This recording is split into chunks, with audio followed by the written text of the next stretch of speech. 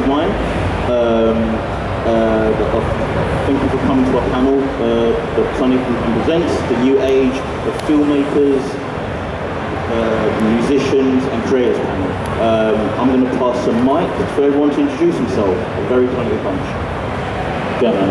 Hi, my name's Nokomis. I'm a singer-songwriter and I also write for film and TV. Hi, I'm Anna, another Anna, and I'm a writer, film reviewer and podcaster. Hi, I'm Joseph. I'm an animator, visual effects artist. Hi, I'm Rosie Webb. I'm a singer-songwriter, musician, music teacher and freelance creative. I'm Harry Baker. I'm a film editor and sometimes director. And I'm Daniel Colbert, and I'm a YouTube strategist, and I help people to use videos on YouTube to grow their businesses. Thank you. So basically, I'm just going to jump straight into it. Obviously, the panel we're dealing with is about social media era and so forth. My first question to everybody down the panel: what have you learned so far in the chosen creative field that you would advise anybody aspiring to be a filmmaker, creator or musician in this digital and social media era? I will start with Anna Nokomis next to me and then lead our way down.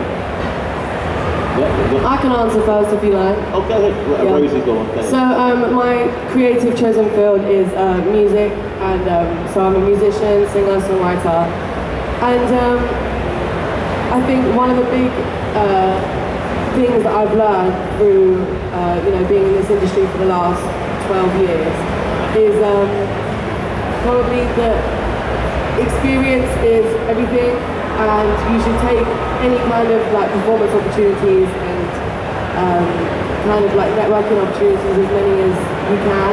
That's like been one of my big learning points, because I get quite anxious a lot and I don't really tend to go out of my comfort zone, but I find that the best way to learn and to grow is to always go out of your comfort zone and push yourself. So that's my Next.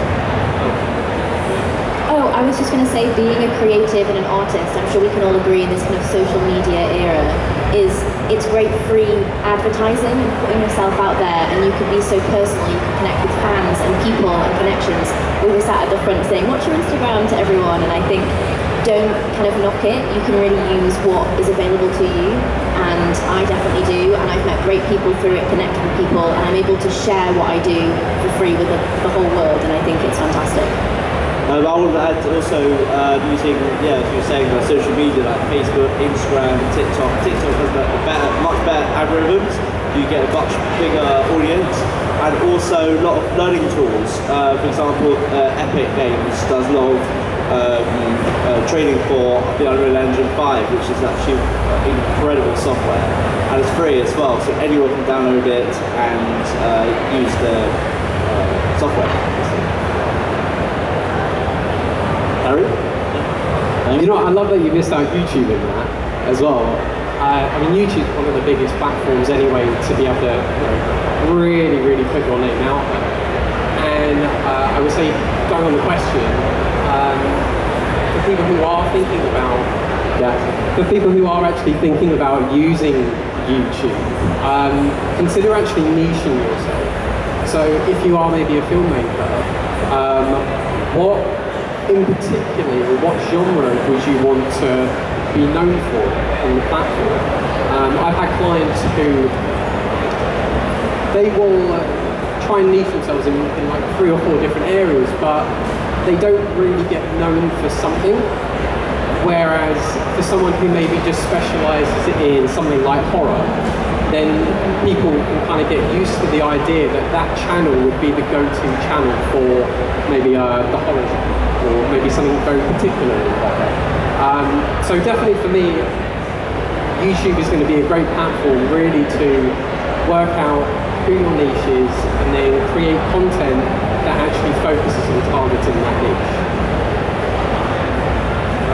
I've got something like that. Also, I think the slight issue with YouTube is that certain softwares that you can be like learning something, and suddenly that bit that you're going, you need to click or press, it's not there. And it's like, Maya is the worst culprit because there's so many different versions of Water Smile, which you usually do like 3D animation, rigging, modeling.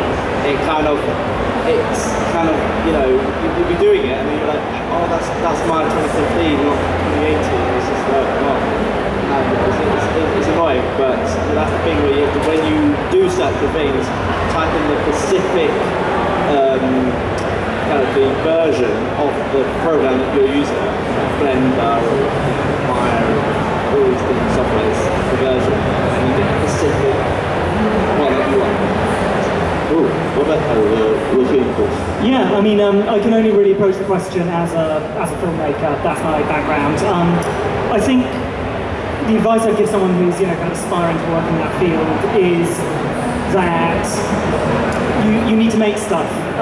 You know, kind of echoing what a lot of folk have said, but I think it's something that in film particularly, it's often difficult. You know, we have conception that you need a crew, you need a large group of people, you need locations, camera equipment, lighting, etc., etc., etc. And I think a lot of people who aspire to work in the industry never overcome that first obstacle. So I think the really important thing, you know, is to focus on, you know, not aspiring to kind of, you know, great things right off the bat, being okay with starting small and working from there. I completely agree. And also not waiting for things to be perfect. I think that that's always a massive hindrance for people. They wait for something to be perfect before they put themselves out there, and just get yourself out there, join the community, and yeah, just go for it. Cool. Yeah, thanks for the answers. I'm really in depth. The second question is, what advantages and disadvantages do you believe that living in this modern digital era of entertainment 2022 and beyond, what does it have? Anybody can answer first. So, for me, I think... Yeah, can you hear it? 1, 2, 3. Sorry. You can hear me, right? No, you can't hear me. Dale, can you... 1, 2, Thank you so much. Oh, right. There you go. Absolutely. Anyway, if you missed it earlier, I'm Rosie. Hi. No, so basically, advantage and disadvantage in the music industry, for me, what I've learned.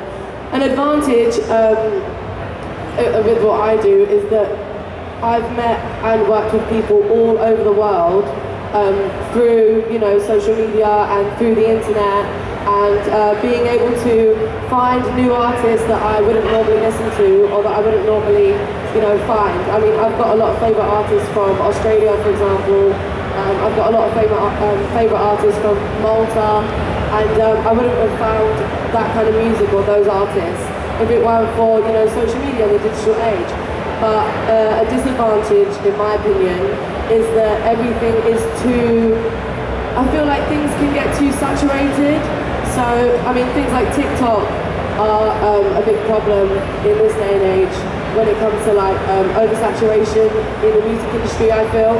An example of that is there's this artist called Lacy, and he's been popping up at the moment, and he's got one song that's really, really famous on TikTok called Bad Habit. And there was a video going around which was quite viral recently of him performing, and then he sung the first verse of the song, the chorus, and everybody knew it, and then he passed the mic to the audience and no one could sing back. And I think that it was a shame, because he's obviously a really talented artist and really incredible, but because of the way that, you know, social media works nowadays, it's like those 6-second videos, 30-second videos, no one really takes notice of anything more than that. You know, like, we all need something new all the time. So I think the disadvantage would be that things can get really oversaturated in this industry. But the advantage is that you can use and meet and talk and listen to things from all over the world. So that's my opinion.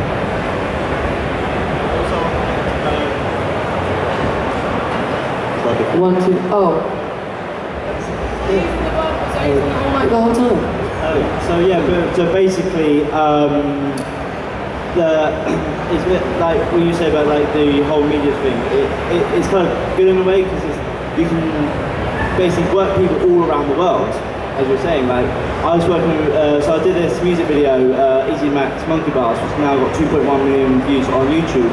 and I was working with people from the Philippines, Canada, and the UK. So we're all working together, and we're doing a lot of like Zoom calls and one issue was all the time zone. So I was talking to my friend like 2 a.m. in the morning. So we managed to get everything done, and we working, and we got 2.1 million views. So yeah. That's cool. I agree with Rosie about the saturation. I think a disadvantage is that everyone can be an artist, but an advantage is everyone can be an artist. There are so many people wanting to share their stuff, and it can be really hard to find a way to stand out. And again, what you were saying with perfectionism and making sure that you're really happy with what you want to say before you put it online. But anyone can put any